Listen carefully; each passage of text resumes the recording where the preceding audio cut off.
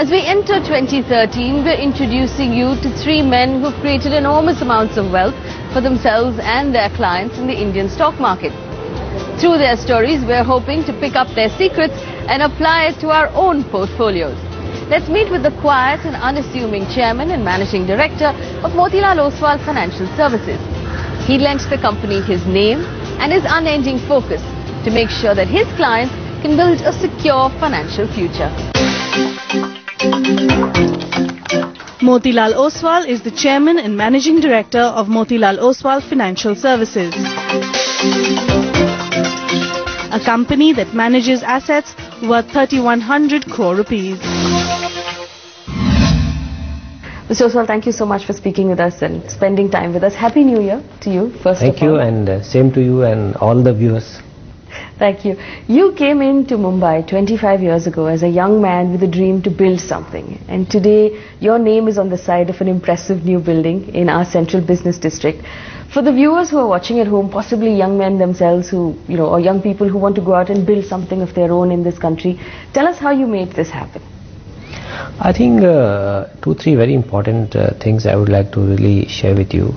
One is that you need to have a lot of patience to, I think, achieve something of your own.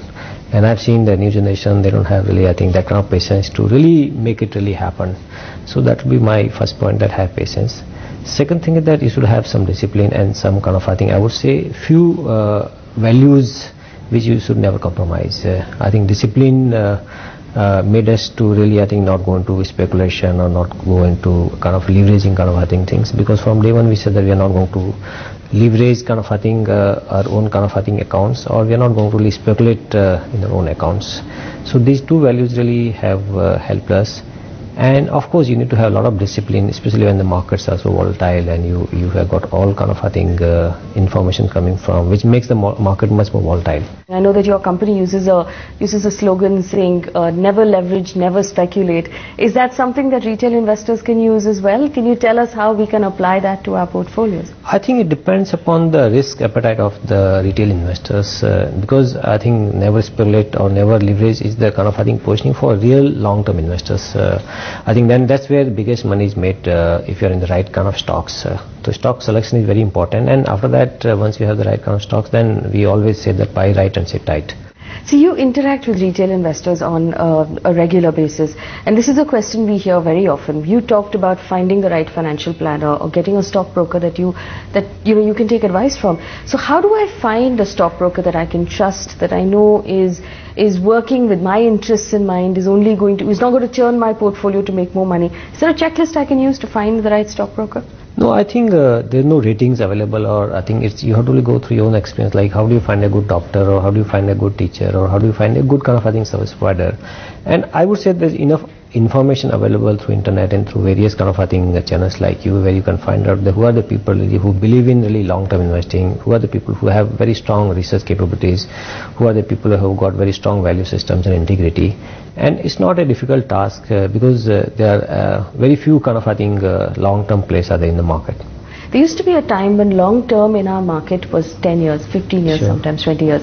Today people say 3 years and 5 years is long-term. Yeah. So when you say sit tight, can you tell us what time frame you're talking about?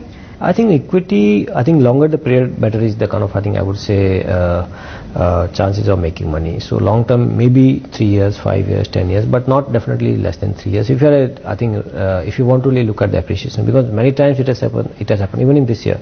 I think for last 4 years, except last 3 to 4 months, I think market has not really, I think, given enough returns. So the long period can be as high as 5 to 6 years, looking at this cyclical nature of the markets. Is there a piece of advice as a gift you'd like to give our viewers for New Year's that they can use when they're investing in the stock market?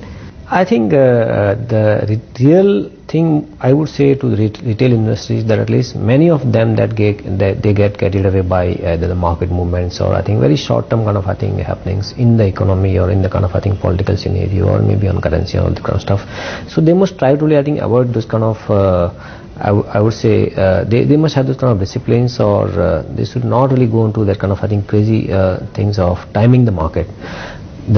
The investing is very, very simple, and they should not try to even really, I think, look at how the market has given the return, but they should look at the companies and then really have the proper kind of, I would say 8 to 10 or 12 companies, well diversified and well run companies really where they can put into the money.